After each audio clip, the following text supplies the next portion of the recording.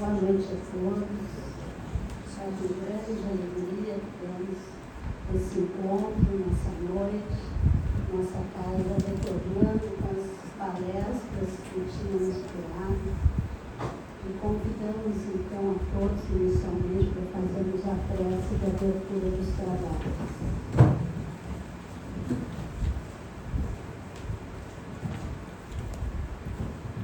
Doce Mestre Jesus, querido companheiro em nossas vidas, aqui nos encontramos, Senhor, reunidos em Teu nome, agradecidos por esse encontro que certamente nos dará conhecimentos adicionais, as bênçãos que recebemos através de amigos espirituais, da corrente amorosa de nosso querido patrão, do amor que nos deu de manhã. Te rogamos, Senhor, alegrias e harmonias para essa noite, que aqui possamos estar com o coração pleno dos Teus conhecimentos, de tudo aquilo que nos ensinastes quando aqui estivestes na terra. Muito especialmente nesse mês em que te festejamos. Muito especialmente, Senhor, porque mais um Natal que se aproxima, quando os corações na terra se tornam um pouquinho mais doces, amenizados pelo Teu amor. Dá-nos, Senhor, a Tua paz em todo o planeta, a paz dentro de nós, para que possamos, mesmo que de forma pequenina, colaborar com essa obra. Permite-nos que essa noite seja uma noite de grande alegria, de felicidade para todos nós. Obrigada, Senhor Jesus, a Ti, a Doutor Bezerra, a todos os trabalhadores da espiritualidade que certamente estão aqui nos apoiando. Muito obrigada, que assim seja.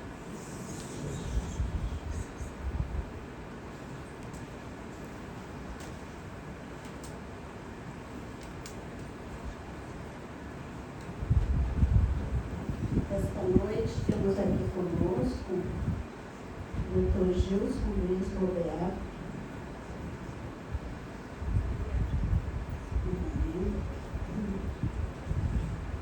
Dr. Gilson, nosso grande amigo, grande colaborador da casa, médico, clínico geral, homeopata, ele que também pertence à Sociedade de Psicologia Analítica Junguiana, de sua formação, Dr. Gilson. Presidente da AME Brasil, Associação Médica do Brasil, fundador da Sociedade Espírita, mestre, amor do Mestre Jesus, também onde é trabalhador, vice-presidente do Hospital Espírita de Porto Alegre, e também, muito carinhosamente, ele foi nosso colaborador da casa, já há uns 30 anos que vem colaborando, especialmente na caravana do Evangelho, do nosso anexo lá no Morro Santa Teresa, onde nós temos uma sede, a escolinha de evangelização Francisco de Assis. Então, ele já é nosso muito conhecido e, acima de tudo, um homem de Deus. Muito obrigada. O senhor, então, fica à vontade. Eu vou passar para esse microfone porque é melhor.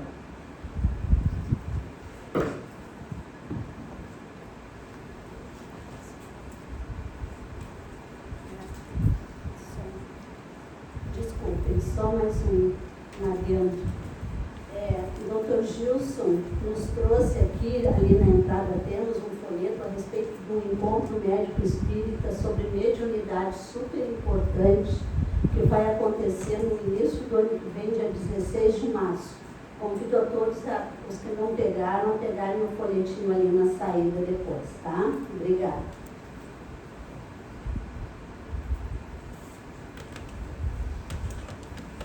Obrigado, Kátia, pelo carinho, as palavras generosas, né? E uma boa noite a todos. Eu vou sair um pouco do formalismo, já que se sente em casa, e vou falar sentado hoje com vocês, porque hoje é mais uma conversa do que realmente uma exposição, é uma conversa de coração para coração. E nosso tema é saúde integral nesse tempo que nós estamos vivendo de transição planetária. Transição planetária que se fala muito hoje em dia. A gente vê toda hora exposições, companheiros conversando sobre o tema, mensagem da espiritualidade, mas não é um assunto novo. Essa situação que nós estamos vivenciando hoje em dia, com maior intensidade, já era alertado desde a época de Jesus. Quando Jesus dizia: toda planta que meu pai não plantou será arrancada e jogada fora, onde vai haver dor e ranger de dentes. A separação do joio do trigo. Então Jesus já falava que chegaria uma época em que essa separação seria feita. E depois o apóstolo João, na ilha de Patmos, uma ilha vulcânica, em que ele foi preso, a mando do Império Romano, né? E lá então o apóstolo João, através da vidência, do desdobramento, ele recebe o que a parte espiritual vai dizer, uma mensagem para a posteridade da humanidade, que é o Apocalipse. Então João, ele começa a receber aquelas revelações, é uma mensagem muito metafórica, muito figurativa, de muitos símbolos, que é muito difícil muitas vezes da gente entender na sua profundidade. Mas o Apocalipse nada mais é do que um alerta, uma chamada de atenção para todos nós do que viria a acontecer no futuro. Então, desde aquela época, esse assunto de transição planetária estava já em voga. E com o advento do Espiritismo, com as mensagens da espiritualidade, esse assunto voltou, porque nós estamos nos aproximando cada vez mais. O processo já está ocorrendo, mas ele vai se intensificando com o passar dos anos. E o próprio Kardec, na Revista Espírita de 1863, ele faz um comentário sobre tantas mensagens que a espiritualidade trazia com relação ao momento histórico que nós estamos vivendo, os finais de tempo, que gerou esse comentário na Revista Espírita. E o próprio Kardec, no livro A Gênese, nos últimos capítulos, ele vai então aprofundar essa questão chamada final dos tempos, falando que o processo de regeneração é mais pelas, não tanto transformações só no sentido da natureza, de adventos catastróficos, mas principalmente de modificações morais, de turbulência no campo moral. E nós vamos chegando nesse período que nós estamos vivendo e sentindo tudo isso, pessoal? A coisa está apertando. Nós sentimos a atmosfera da Terra um pouquinho mais pesada, o aumento cada vez maior de doenças emocionais, a depressão, ela superou as doenças infecciosas como a principal causa de afastamento do trabalho, que antes eram a gripe, as infecto-contagiosas, as pneumonias, e a depressão ela suplantou todas essas patologias respiratórias, como a causa principal. E cada vez mais a gente vê avançando aí o que nós chamamos da era da ansiedade e da era da depressão, que pega desde crianças até a terceira idade. Ninguém escapa de ter uma crise de ansiedade. É pior que pereba. Quem não teve, vai ter. Que é a coisa mais normal hoje em dia de ter uma crise de ansiedade. Mas o que vem a ser transição planetária? Então, né? O que nós vamos entender por transição planetária? Transição, ele vem do verbo transitar, que quer dizer passagem. Uma passagem. Uma passagem que de um estado para o outro, de uma situação para outra. E como toda passagem, ela pode ser fácil ou difícil. É um processo do qual todos nós vamos enfrentar. Já estava lá no Evangelho de Jesus. E que o Jesus fala, né, está falado. Então, alguma certeza nós temos. Qual é a primeira certeza? Todos nós, a humanidade inteira, seja também o mundo espiritual, né? Todos nós espíritos que convivemos aqui na Terra, vamos passar por esta fase. Não tem escapatória. Então não adianta querer, né, burlar as leis divinas, tentar, né, sair pelo cantinho, não. Se vamos passar, então vamos passar. Não tem como fugir, então vamos nos preparar para isso. Então a primeira coisa, a primeira certeza, todos vamos passar por essa situação. Segunda certeza, é para o nosso bem. Isso é uma boa notícia. É uma coisa boa. Mesmo que possa ser dolorosa, isso tem uma finalidade. Uma finalidade educativa e evolutiva.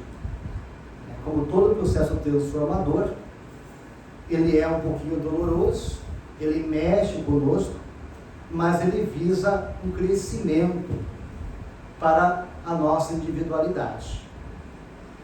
E uma outra certeza de que essa passagem, ela faz parte do governo oculto que rege nosso destino. Está tudo organizadinho. Se o governo aqui é bagunçado, lá em cima, pessoal, funciona muito bem. A direção espiritual não faz nada sem equilíbrio, sem certeza, sem que as coisas dê certo. Então, tudo está planejado. E chegamos, então, nesse momento, né? E quando nós falamos em passagem, o que nos remete? O chamado ritos de passagem, que nós todos passamos nas nossas vidas, não é verdade? Todas as culturas indígenas, principalmente, têm o chamado aquele rito de passagem. E que quando aquela criança, aquele adolescente começa a se tornar adulto, o índio cacique, né, os índios mais velhos, ficam observando os adolescentes lá nadando no rio. E quando o índiozinho começa a olhar para a menina lá, a índiazinha, de uma maneira diferente, começa a ver o despertar da sexualidade, o índio chama o adolescente e diz: olha, tu está se tornando um homenzinho. Agora tu vai ter que provar que tu vai ser homem realmente. Aí é passado um rito. E esse rito, conforme a cultura, o que é? É o enfrentamento de algum tipo de dor. Então a gente vai ver lá nas programações educativas, nas culturas indígenas, né? Um adolescente com uma tora nas costas, fugindo, e os índios atrás, cada laço dele. E ele tem que aguentar. Uma outra rito de passagem que eu assisti, que eu achei muito interessante, eles mostraram uma cerimônia de casamento, em que o índio ia casar com uma índiazinha, e os dois ficaram isolados no rito de passagem. Ela não foi permitida a filmagem, os índios não permitiram a filmagem do rito dela, mas do menino sim. Então ele ficou numa tenda, lá numa oca, né? E os índios passavam uns espinhos nas costas, arranhavam aqueles espinhos nas costas dele, e botavam algumas ervas coloridas, ele tinha que aguentar a dor. E havia uma formiga que a mordida dela era muito dolorosa. Os índios até tinham medo de chegar perto delas. Eles jogaram uma planta para anestesiar aquelas formigas e fizeram uma luva traçada de palmeiras, uma luva quadrada, enorme, e botaram aquelas formigas adormecidas com o ferrão para dentro da luva. No dia do casamento, ele tem que botar a luva com as formigas acordadas, vestido com um cocara maravilhoso, né, até o chão assim, e ele tinha que dançar, abanando as luvas em direção à Índia, né? Ele ia e voltava e tinha que aguentar a dor, né, da preparação, da dor nas costas, e depois a dor das mordidas formigas. Ela, eu sou homem, eu tenho condições de aguentar, eu não sou mais criança. Houve uma ruptura. Agora eu sou uma pessoa mais madura. Eu tenho condições de assumir a minha vida adulta. E assim é em todas as culturas. Na nossa cultura ocidental, nós marcamos a nossa passagem também através de algumas experiências. A nossa primeira experiência de rito de passagem é como criança, no primeiro dia de aula, quando nós perdemos o contato visual com nossos pais, que é aquela ansiedade de separação, a gente fala, né? Porque a criança pequena, ela se sente muito vinculada ao pai e à mãe, como se fosse uma extensão do pai e da mãe. E quando o pai e a mãe levam a criança no colégio, na escolinha, ela, quando perde o contato, que o pai vira as costas, vai embora, ela começa a chorar, porque vem um monte de fantasia. Será que ele vai me abandonar? Será que ele vai voltar? Então a primeira crise existencial, o primeiro rito de passagem, é o enfrentamento de uma nova realidade em que o pai e a mãe não estão aí dando colo, não estão dando assistência para a gente. Depois vem outros ritos de passagem, né? O vestibular, a faculdade, a primeira profissão, o casamento. São tantos outros ritos de passagem que vão experimentar a nossa capacidade de superação e de crescimento. Então a passagem significa esse processo de amadurecimento, de superação das adversidades, de criar uma resiliência e de ter uma autonomia emocional, espiritual, psicológica, capaz de ter condições de enfrentamento das coisas sozinho. Nós, provavelmente, na nossa vida adulta, né, quando a gente começou lá, a faculdade, o trabalho, às vezes deu vontade de ter um colinho do pai e da mãe, né? Aquele misto da criança que vive dentro de nós e do adulto, em que a gente fica inseguro, fica com medo, será que vai dar certo, será que vai errar? E a gente quer muitas vezes alguém perto, que nos dê um reforço emocional, que nos dê um apoio. Mas muitas vezes nós não temos condições de ter esse apoio. A gente não é mais aquela criança que vai ser carregada no colo. E precisamos muitas vezes enfrentar a situação sozinhos. E aí vamos então despertando todo o potencial criativo de nós, né? Uma capacidade de superação, de maturidade que é necessária para nós continuarmos a nossa vida nessa presente encarnação. Então, o rito de passagem, esse momento que está vivendo, ele tem significado também. É como se fosse uma crise a nível coletivo, só que em vez de ser individual, é coletivo, em que nós vamos ser testados. Testados em que situação, pessoal? Qual é o tipo de teste o momento nos exige? É da nossa maturidade moral. Então hoje a espiritualidade fala que há um excesso de liberdade. E essa liberdade para as pessoas se apresentarem como são, poder fazer suas escolhas. Hoje em dia nós vivemos o que nós chamamos de pós-modernidade, que num linguajar econômico chama de sociedade pós-industrial, e que essa sociedade atual ela tem alguma sintomatologia também. A nossa sociedade está doente. Os historiadores e sociólogos, analisando a civilização humana, eles observaram que cada ciclo da civilização humana tem o seu apogeu e o seu declínio. aquele momento em que a sociedade ela cresce e por algumas condições ela começa a decrescer. Aconteceu lá com a Babilônia, né? O Império Romano, que era um império fabuloso, né? Depois caiu. Então a gente vai ver na história várias civilizações que chegaram num estágio e depois decaíram. E esses sociólogos, historiadores, analisando o processo da civilização humana, identificaram alguns sintomas que antecedem esse processo de declínio, como aumento da violência, aumento da inflação, aumento da perda de valores. E analisando assim a nossa sociedade atual, chamada de pós-modernidade, ou como prefere alguns sociólogos, modernidade líquida, né? Ela tem também alguns sintomas na sociedade atual. Quais são esses sintomas? O niilismo, que é a descrença, o hedonismo, que é o prazer pelo prazer. Hoje o que move a sociedade é o desejo de gratificação imediata. O vazio existencial, o aumento, né, da subjetividade sobre a coletividade, ou seja, o indivíduo se tornou mais importante do que o coletivo, ao individualismo exacerbado, que reflete um egoísmo avassalador, uma sociedade extremamente egoísta. Existe também um materialismo utilitarista, um excesso de apego material.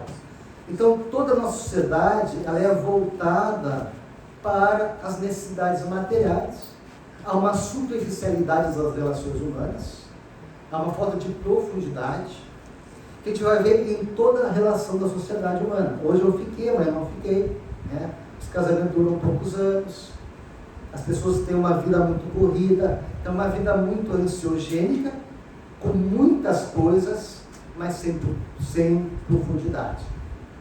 Então as pessoas fazem um monte de coisa durante o dia, baixa a ansiedade, consegui fazer tudo que eu queria, mas por dentro estão vazios, uma sensação de vazio existencial, porque a gente mecaniza a nossa vida. O que a gente vai chamar no linguajar psicológico, que a pessoa perde a alma, ela se torna mais um robô. Ela faz muitas coisas, mas não sente, não saboreia aquele momento, não consegue parar, não consegue refletir. E os filósofos, sociólogos, analisando o nosso momento histórico, vão dizer que hoje há muita informação, mas pouca reflexão. A gente não pensa, a gente passa as informações. E cada um se sente que tem o dono da verdade. Por quê? Porque a modernidade, nós tínhamos valores que norteavam a nossa sociedade, que eram os valores da igreja, da família, da honra do fio de bigode. Havia os valores morais que mantinham a sociedade estruturada, né? E com a pós-modernidade, todos esses valores foram questionados. Se questionou a igreja, a próprio Estado como sendo o mantenedor da ordem, né? Então hoje o que interessa é o que eu quero. Então hoje a sociedade perdeu a vergonha, ela está sem vergonha. As pessoas fazem relação sexo na rua, urino na calçada, né? Elas se expõem, hoje o Big Brother aí para as pessoas assistirem, há uma promiscuidade de imagens, há uma necessidade de reconhecimento, as pessoas se sentirem reconhecidas pela mídia. Então é o YouTube, é aquela pessoa que é desconhecida, mas está vendo uma gravação da televisão, e a pessoa passa lá atrás, já tem 1 minuto de fama. Então, uma necessidade de se sentir acolhido por essa sociedade, que é uma sociedade que valoriza muito o hiperreal do que a pessoa ser o que é. O que é o hiperreal dentro dessa visão pós-moderna? É a imagem. A imagem ela é mais importante do que eu sou, do que eu significo. E essa imagem, dentro da evolução filogenética, o que cada espécie humana, cada espécie de vida na Terra, ela desenvolveu um tipo de sensibilidade, de sensação. Tem alguns animais que é ouvido, né? O ouvido dos animais, do cachorrinho, do gato, é muito mais sensível que o ser humano. eles conseguem frequências que nós não conseguimos. Uma visão de uma águia é infinitamente melhor do que nós, seres humanos. De longe ela enxerga coisas que nós nunca conseguiríamos enxergar, com uma nitidez, com uma precisão enorme. E o que nós, seres humanos, nós adquirimos? É aprender pela visão. Então a visão nos seduz, né? Por isso talvez tanto olho grande hoje em dia, né? Mas o olhar da gente tem muita força, a gente se vincula pelo olhar. E isso serviu então para que o capitalismo vendesse, né, a imagem como uma necessidade. Então, com o advento da Segunda Guerra Mundial, em que aí que demarca mais ou menos o surgimento da pós-modernidade, né? A bomba atômica de Hiroshima é a imagem simbólica do surgimento da pós-modernidade. O que aconteceu? A força de trabalho masculina diminuiu por causa da guerra, os homens estavam na guerra. As mulheres foram chamadas então para a indústria bélica, né, para poder construir as armas, as munições. Houve, com o avanço da tecnologia, também um avanço na facilidade. Depois da Segunda Guerra Mundial, veio a televisão, veio a geladeira, os automóveis cada vez mais sofisticados. Então houve um impulso de avanço no conforto. A televisão então passou a ser uma mensagem diária dentro da nossa casa. E a imagem que seduz passou a ser usada de uma forma de vinculação e de oferta de interesses. Então a gente vai ver lá, né, na mídia, a pessoa com um carro ou um iate maravilhoso, numa ilha paradisíaca, com uma mulher deslumbrante, fumando um cigarro. Eu não tenho iate, eu não tenho a ilha, mas eu tenho o cigarro. Eu vou associar o cigarro a uma imagem de status, de uma pessoa, né, que tem status. E ali, sem eu perceber, né, eu estou relacionando a imagem a uma necessidade. Isso é usado muito pelo nosso capitalismo, né? E as coisas foram feitas então para não durar, né? Hoje eu tenho um celular, outro dia o celular já não funciona mais, é o computador da última geração. Isso vai criando uma necessidade de cada vez mais ser consumista. Então, uma sociedade utilitarista, materialista, consumista, nihilista, hedonista. E que isso vai gerar? Se a gente não tem valores morais que mantenham a sociedade estruturada, se não temos valores que norteiam a nossa vida, se a gente está perdido nessa subjetividade, em que a verdade é uma verdade que parte da minha verdade, não de uma verdade absoluta.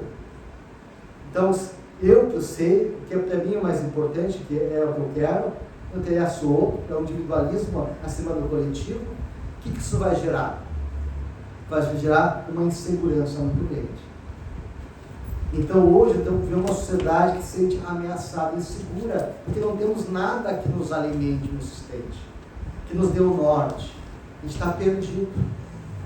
Há uma sensação de desamparo, pessoal. E esse sentimento de desamparo te vê dentro dos nossos lares. As crianças estão com o pai e com a mãe dentro de casa, mas se sentem sozinhas, desamparadas, porque não tem diálogo, cada um está na rede social, não há profundidade nas relações. Hoje eu fiquei, mas não fiquei mais. E isso tudo vai gerando, então, falta de substancialidade emocional. O que esses sociólogos e filósofos vão dizer que vai gerar o que vão chamar de a era da sociedade da pessoa. A gente vai se sentir seguro, sempre insatisfeito, porque a imagem é um misto de sedução e de vazio. Por que sedução? Porque a pessoa vende uma imagem para mim como sendo a felicidade. Aquele celular, aquele carro, a vida está cara, né? Quer viver a vida dos outros. A gente vem para a nossa vida, é bem diferente do que a imagem é vendida. A gente vê isso nas selfies, né? As pessoas tiram um selfie sorrindo, felizes, mas que aquilo ali é um engano, né? Quer demonstrar uma realidade que é de status, um prato maravilhoso, uma paisagem, mas a vida ela é a dureza. A vida é um desafio. Então, a imagem é um misto de sedução e de frustração. É como vendesse para mim uma realidade que não existe. Então, me cria uma necessidade e ao mesmo tempo me frustro. E essa frustração, né? Então, a imagem tem nos tirado da realidade, fugir da realidade. E isso é incrementado com o quê? Com as drogas, né, que tiram a gente da realidade, a fuga do real, de ficar de frente com a vida, de assumir a vida como ela é. Então, isso nos faz com que a gente fuja sempre da vida, não quer sofrer. Então, a liberdade da pós-modernidade, ela foi deslocada para o consumismo. Livre é aquele que tem condições de comprar o que quer, de gozar a vida doidado, de ter condições de ter uma autonomia material. Isso é um sinal de liberdade hoje. Mas que, como o Sussano fala, isso é uma escravidão. Escravidão é um consumismo. Se as pessoas perceberem, elas estão sendo manipuladas na pós-modernidade. É vendido a elas uma necessidade, uma imagem, e as pessoas não se percebem. Então nós vemos uma sociedade doente. Vocês estão percebendo isso? Consegue imaginar isso que eu estou falando aqui para você, da pós-modernidade? E nós estamos inseridos dentro dessa doença social. Nós somos os doentes dessa sociedade, vivendo essa situação de superficialidade, de vazio, de insegurança, de frustração e insatisfação constante, de superficialidade da vida. Fora a questão de uma sociedade que está doente, nós temos as nossas próprias dificuldades pessoais. Então nós temos dois processos nessa fase de transição. Uma doença coletiva, um processo coletivo que nós temos que viver, a gente está vivendo esse momento da pós-modernidade, e um processo individual que é lidar com tudo isso e dar conta também das nossas coisas internas e de como vamos enfrentar essa situação coletiva, como vamos enfrentar essa falta de valores, como vamos enfrentar esse niilismo, essa era da ansiedade, essa era da depressão. Então nós somos chamados a nos confrontar com isso, em que nós vamos ter que lidar e ver até que ponto nós estamos preparados na nossa fé, nos nossos valores, nas nossas determinações, na nossa capacidade de lidar e elaborar a situação e não se deixar se diluir nesse coletivo. Que é muito comum as pessoas perderem a sua individualidade, no sentido de perder as suas autorreferências. E aí acabar agindo de uma maneira mais coletiva. A gente vê isso até na questão política. A gente muitas vezes tende a agir de uma maneira mais impulsiva, por uma contaminação, dizer assim, vibracional, eu diria. Né? Se tu está lá na praça da Esquina Democrática, lá no centro de Porto Alegre, e está vendo um discurso lá político, né, inflamado, e tu para de assistir, daqui a pouco tu começa a ficar inflamado também, já levanta o braço, né, já vai atrás ali daquele grupo ali, porque aquilo nos contamina. E esse processo de contaminação vibracional, ele pode ser tanto positivo como negativo. Só que esse momento então, que nós estamos vivendo, dentro dessa patologia, da sociedade doente, é evidente que essa carga emocional e vibracional que nós estamos vivendo, ela é mais pesada do que boa. Ela é mais desafiadora para todos nós. Então nós vamos ter que cuidar para não se diluir nesse coletivo, de agir pelo impulso, de agir de uma maneira de querer impor a nossa verdade, não pensar na vida do outro, não refletir. Então o diálogo não existe. A gente vê isso numa disputa política, né? Hoje em dia, um parte de uma verdade sem respeitar a verdade do outro, uma coisa impositiva, como se fosse uma briga de torcida. O extremismo é tão grande hoje em dia, na pós-modernidade, que a gente vê as torcidas se matando e não se respeitando. A gente vê brigas de casa, por futebol, por políticas. Nós perdemos, pessoal, o respeito um pelo outro. perdemos a noção das coisas. A sociedade está doente. E se nós não cuidarmos, nós vamos absorvendo essa situação coletiva e perdemos a nossa referência daquilo que nós acreditamos como valores. E passamos a agir mais pelo que é a maioria.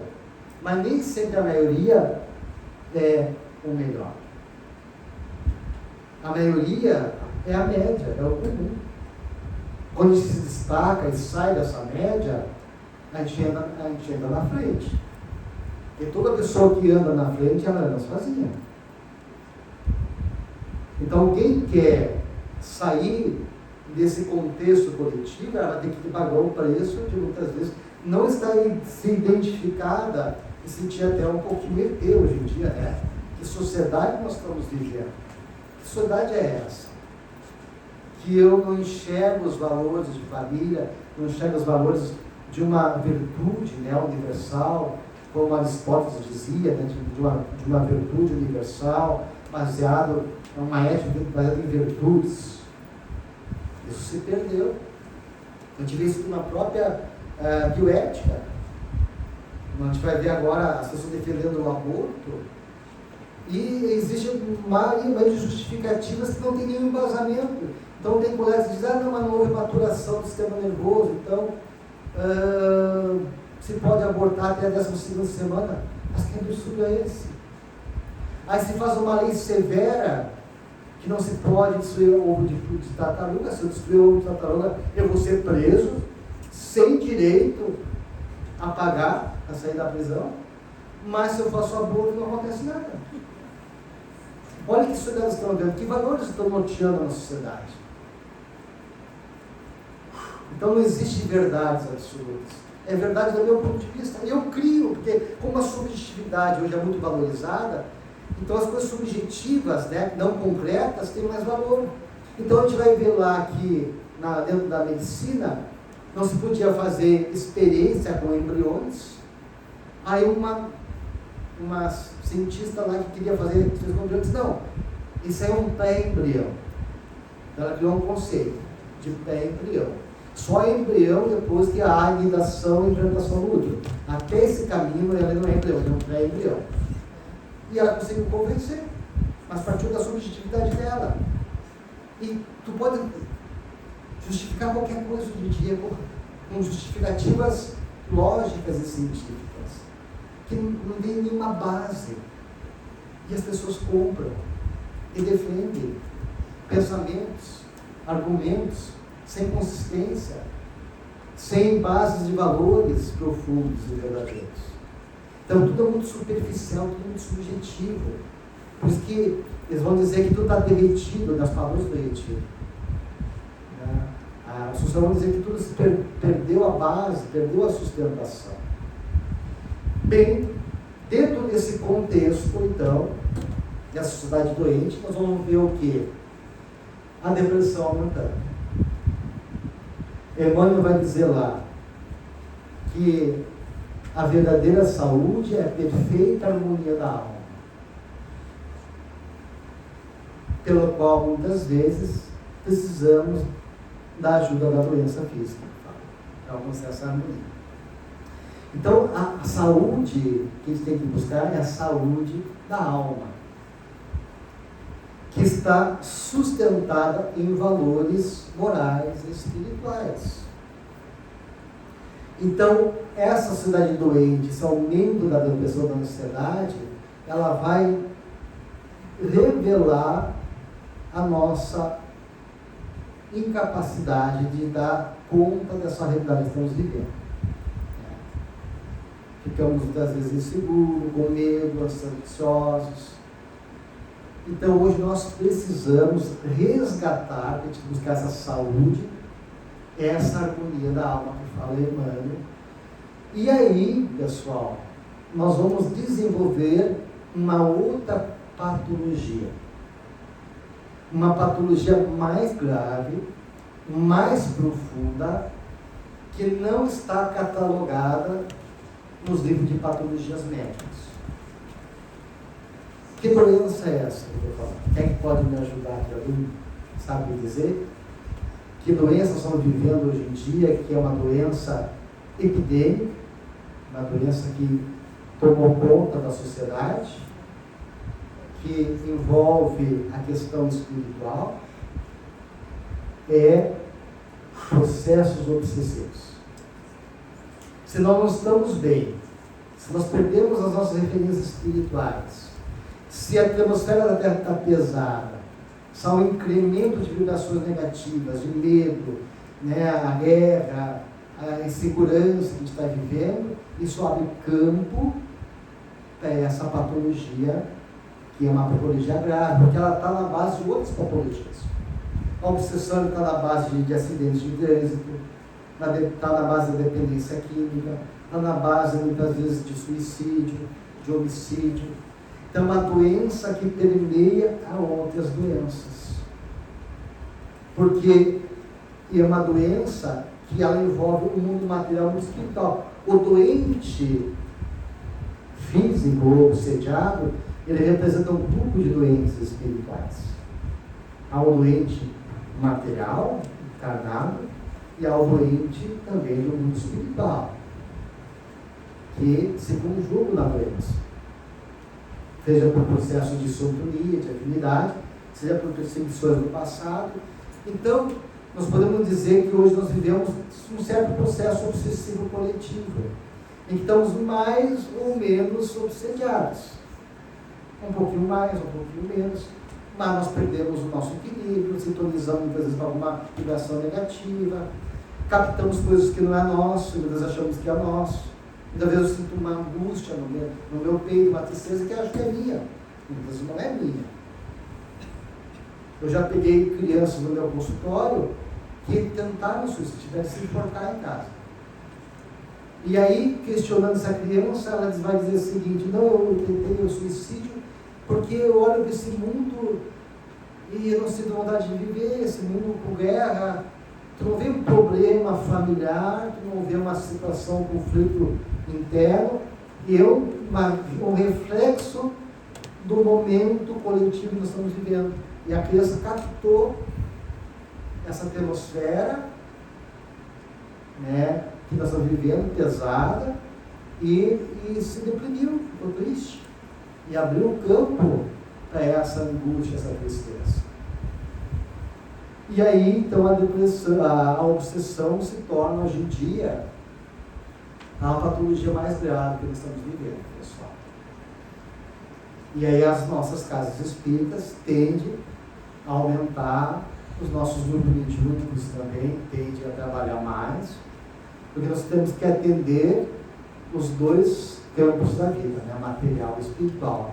O atendimento fraterno, acolhendo nossos irmãos que vêm angustiados, que vêm com sentimentos, né, de vazio existencial, que vêm perdidos, frustrados, vivendo essa doença coletiva e seus problemas também subjetivos, né, seus problemas existenciais, e essa questão que envolve espiritualmente o nosso momento, que é um momento muito difícil. Então, passagem, ela é necessária, seja necessária, não quer dizer que vai ser fácil, mas ela vai selecionar conforme as nossas escolhas. O que nós queremos nas nossas vidas. E aí nós precisamos muito de vocês, trabalhadores. Por quê? Aí é uma outra certeza. Vocês sabiam que estavam se metendo quando encarnava aqui, viu, pessoal? Os foram avisados lá em cima. Olha, se prepara, vou chegar lá no momento em que a transição vai apertar. Mas também tem uma boa notícia. Vocês são os servidores da última hora, que têm direito ao salário do bom trabalhador. Ah, eu quero pagar minhas dívidas. Vou trabalhar um pouquinho mais, vou pegar um trabalho mais duro, mas quito meu banco lá com a espiritualidade. E nós vemos cheio de vontade, cheio de entusiasmo, né? Trabalhadores da última hora, né? Aí chega aqui e esquece das promessas, né? Sentimos inseguro, esquecemos as nossas com nossos compromissos espirituais e caímos numa situação que eu observo muito nos trabalhadores espíritas, que é muito perigoso, chamado desânimo. O desânimo, pessoal, é aquela fissura numa represa. Sabe a represa lá que cheia de água? E tem uma fissurinha lá que tu não dá bola, mas que aquela fissura vai ser o início de um acidente avassalador. O desânimo é isso. Quando o trabalhador acha que já trabalhou demais, que já cumpriu sua tarefa, que está na hora de descansar, né? já trabalhei no mundo das espírita, já fiz tudo, já fui presidente, diretor, já fui médico, né? Agora já estou com bastante idade, já estou com dores articulares, a artrose já está pegando, tenho dores na cervical, tenho neto, isso, aquilo. Eu vou descansar, estou desanimado. Cuide, pessoal. Ali começa o médico se afundar. O momento não é de desânimo, o momento é de superação, é de fé, é de força. Nós estamos aqui porque nós somos convocados, chamados a atender o chamado de Deus. E na hora do testemunho de foge, o que a gente vai esperar então daqueles que não conhecem Jesus? Se nós reconhecemos toda a realidade do mundo espiritual, entendemos o processo que estamos passando, sabemos que ele é necessário e que Jesus conta com a gente, que foge do compromisso, e os que não conhecem Jesus e que precisam de nós, aonde eles vão bater? Aonde eles vão se socorrer?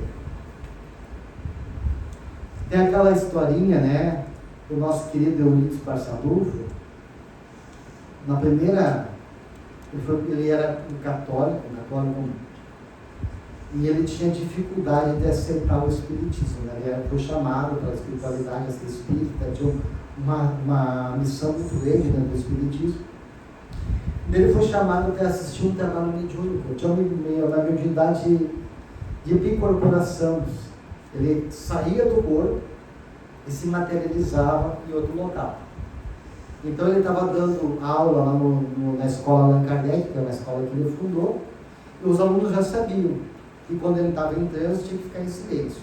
Então ele se desdobrava e ia lá fazer um parto. E depois que ele voltava para o corpo, ele voltava da aula. Uma vez chegou o senhor a cavalo no colégio lá, né? Eurípides, minha esposa está para ganhar um bebê. Por favor, vá lá atendê-la.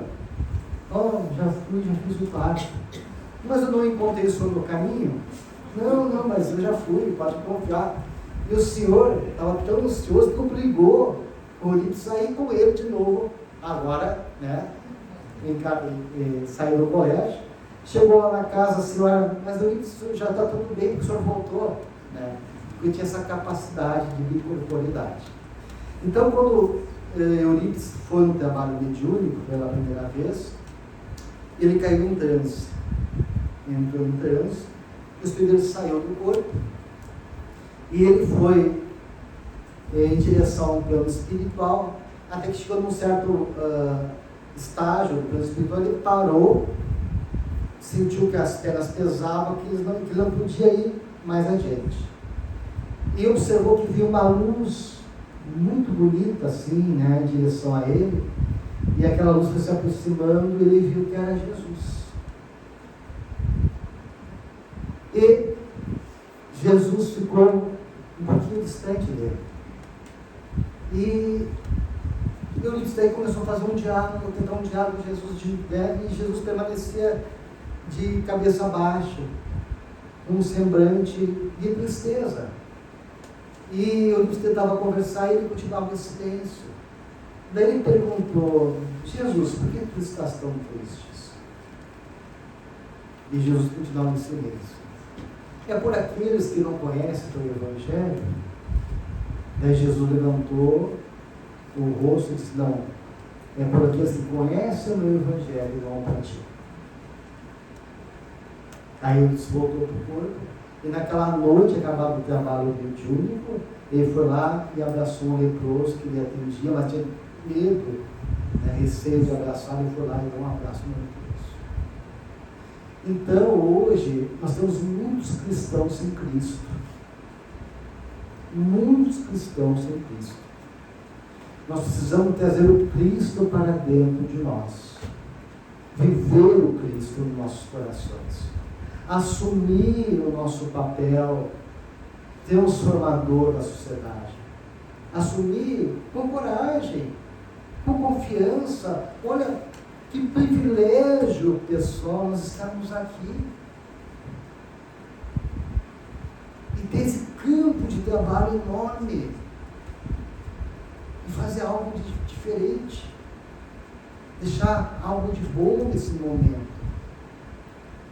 Olha qual é a importância do trabalho espiritual nessa hora.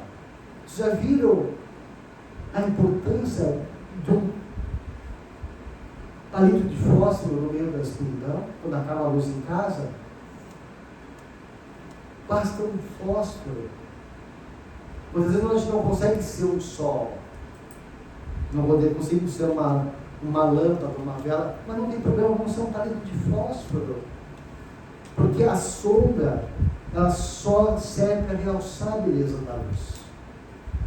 Então esse momento que estamos vivendo é para realçar a fé, é para realçar os valores do Espírito, é para realçar as nossas escolhas pelo caminho da espiritualidade, de nós darmos o nosso testemunho e fazermos a diferença, nem que seja como um palito de fósforo.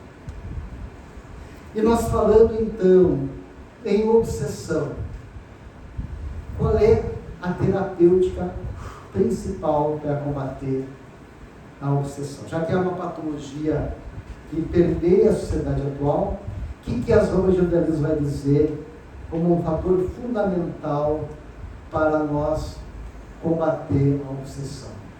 Então, os mensageiros lá nas obras de Andrés vai dizer que um dos fatores mais importantes para combater a obsessão é a oração. Então, hoje em dia, a oração ele é um exercício, uma terapêutica urgente, fundamental, que nós nunca devemos deixar de esquecer.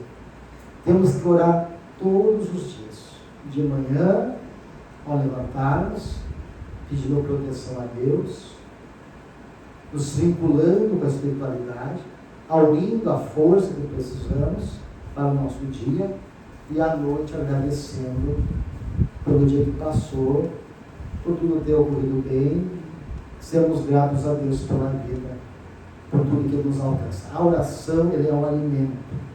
Não falo daquela oração mecânica, feita da boca para fora, né? Mas aquela oração feita com o coração. Nós temos no nosso cérebro uma região chamada giro circulado anterior. Essa região, ela é uma região que faz a mediação entre o sistema límbico, que é o chamado cérebro emocional, e a região cortical, que é chamada cérebro racional. Pesquisa feita com neuroimagem, quando nós oramos e meditamos, o que acontece nessas imagens? Essa região do giro circulado anterior, ela aumenta a perfusão sanguínea, ela é ativada. Por que ela é ativada? Porque ela tem a capacidade de controlar os impulsos. Como ela faz a mediação entre o sistema límbico, que é as emoções, o impulso, a raiva, né, a impaciência, aquelas coisas mais instintivas nossas, a razão controla. Parei, não vou agir dessa maneira. Então, quando eu consigo refletir e consigo ter capacidade de autodomínio, eu consigo controlar a impulsividade que vem do meu sistema límbico, que é, na verdade, a expressão da minha alma, que vai se expressar através do meu cérebro. Então, quando eu oro, eu ativo essa região da expressão do autocontrole, da mediação. Então, eu tenho maior capacidade de autocontrole, de lidar com minhas impulsividades, de lidar com as minhas raivas, com as minhas negatividades. Então, a oração, pessoal, tem um poder, mais um poder. Olha, eu não vou cobrar nada para vocês, tá? Por essa receita. Se vocês souberem, essa receita tem um valor enorme, o poder da oração, nós nunca deixaríamos de rezar. A oração daria uma palestra de 2 horas para falar o resumo da importância da oração. O sistema neurofisiológico, sistema endócrino, se a gente for falar sobre as pesquisas sobre oração, os tipos de oração que existem, como ela afeta o nosso corpo, isso dá uma outra palestra. A pessoa tem que confiar em mim, tá? No médico. A oração é terapêutica. É uma terapia que atinge o corpo e atinge a alma. Então nós precisamos muito de oração. Oração profunda, verdadeira, de coração. Oração por nós, oração pelo coletivo, oração pelos nossos irmãos da Ucrânia, nossos irmãos do Oriente Médio, na África, oração pelo nosso vizinho que nos complica a vida, pelo nosso chefe do trabalho. Oração, pessoal. Oração, ela é necessária. Nos reunirmos na casa espírita para orarmos com sentimento, porque muitas vezes a pessoa está ali fisicamente na casa espírita, mas não está em espírito. Aí não adianta, né? A pessoa está ali, mas a mente dele está lá fora, preocupado com o futebol, com as preocupações de casa. Você tem que estar integralmente na casa espírita. Então ali está ali presente, orando, vibrando com amor, né? E buscando o médico divino, que é Jesus. Né? Então, além da oração que a espiritualidade nos recomenda, o que Jesus nos recomenda como a solução para te avançar a saúde integral? O que combate, já que o egoísmo avassalador é que impera na nossa sociedade, e é ele que nos adoece, porque todo o resto, o apego à matéria, o utilitarismo, né, o materialismo, o individualismo, é tudo fruto do egoísmo. O que combate o egoísmo? O que Jesus recomenda no seu Evangelho como terapêutica definitiva? O amor. A caridade, que é o amor em movimento. Então, pessoal, não existe outra solução para nós a não ser o amor. Não tem outra. A gente pode buscar outros caminhos, podemos se debater, podemos nos revoltar contra Deus, podemos se indignar com o momento, mas se nós não baixar a cabeça e aceitar o tratamento que o médico divino nos dá, nós não vamos nos curar. Então o amor é o alfa e o ômega, é o começo e o fim. Quem não tem amor, busca ter. E quem tem, mais o procura. Né? O amor nos faz ser virtuosos. E depois nos liberta da virtude. Por que a gente tem que ser virtuoso? Porque a gente tem que desenvolver a compaixão, a justiça, o perdão, porque a gente não sabe amar. A gente não sabe amar com plenitude. Não falo do amor eros, do amor esse que nós seres humanos conhecemos. Eu falo do amor caritas, o amor divino. Aquele amor de quem dá e não exige nada. Porque a alegria de já poder amar e sentir esse sentimento dentro dela já nos basta. Não precisa de reconhecimento. Quem ama e se nutre do seu próprio amor. A felicidade que produz o amor na alma, ele nos dá a alegria que o mundo não pode nos dar. Então nós temos que resgatar hoje em dia um sentimento de família universal. Nós somos uma família. E nós temos que nos ajudar. Nós temos que nos amar. Não tem outro jeito, nós temos que saber nos comunicar. Nós temos que olhar um no olho do outro. A gente tem que saber ouvir o outro, tem que parar para poder ter tempo para a pessoa. A gente não tem tempo para poder conversar com a pessoa, ouvir a pessoa. Nós temos que resgatar esse tipo de família universal. Nós temos no mesmo barco. E se o barco afundar, afundamos todos juntos. Então nós temos que nos entender, pessoal. Não tem outro caminho. Vamos deixar de ser crianças birrentas que nós somos. Vamos amadurecer. O rito de passagem é isso. Sair dessa atitude egóica, criança, infantil, birrenta, que quando Deus não dá coisa te bate o pé, e se frustra porque não tem o picolé, né? Não ganhou na loteria, não é YouTube famoso. Vamos assumir a vida com a realidade que é. mas sentindo esse amor de Deus, agradecendo pela vida. Conta a história que 2 viajantes saíram de uma certa localidade em direção a outra, num país em que nevava muito, muito frio, e era uma viagem muito difícil, porque a tempestade era muito forte, e eles não saberiam se iam conseguir enfrentar o caminho com as intempéries daquela noite.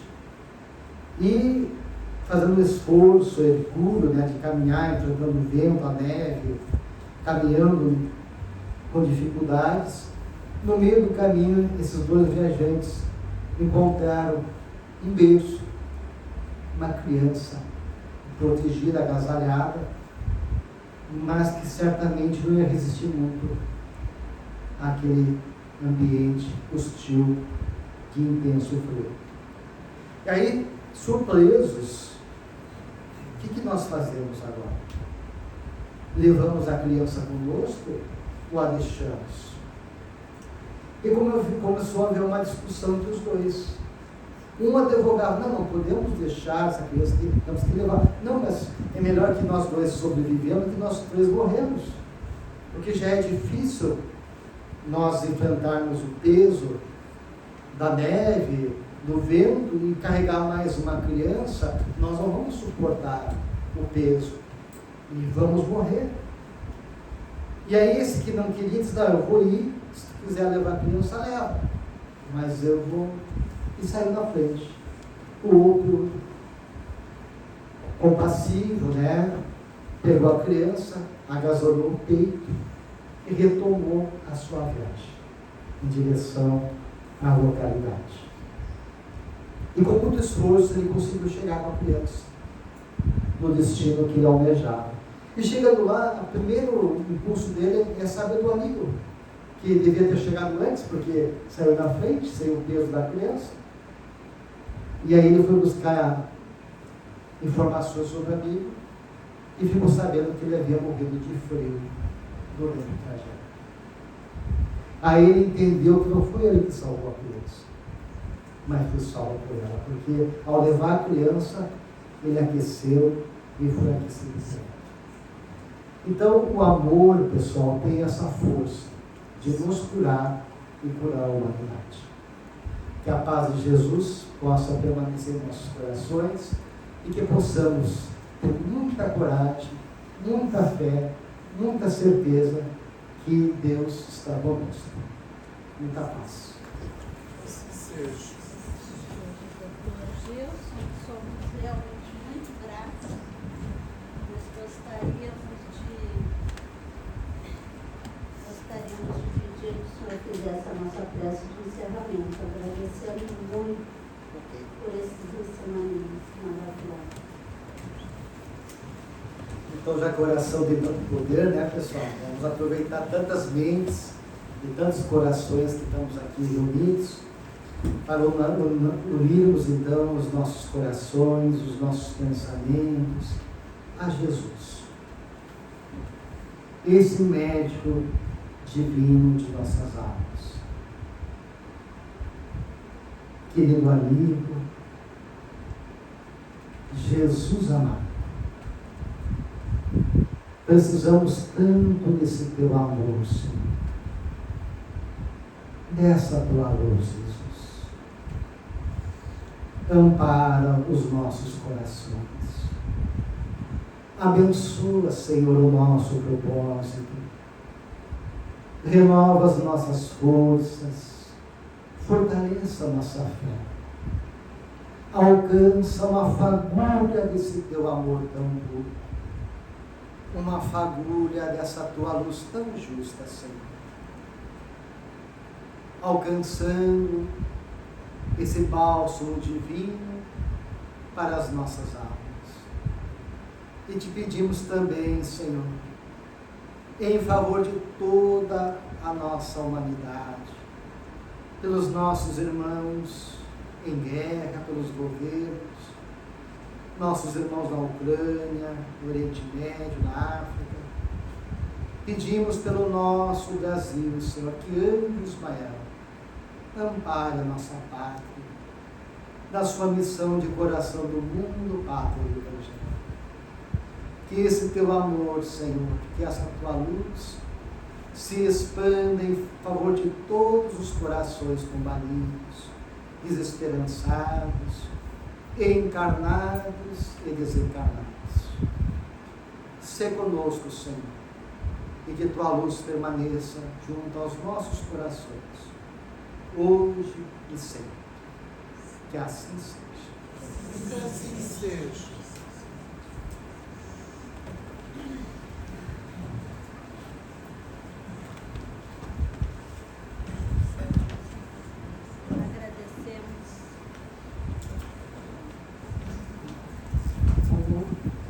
Agradecemos então a presença de todos.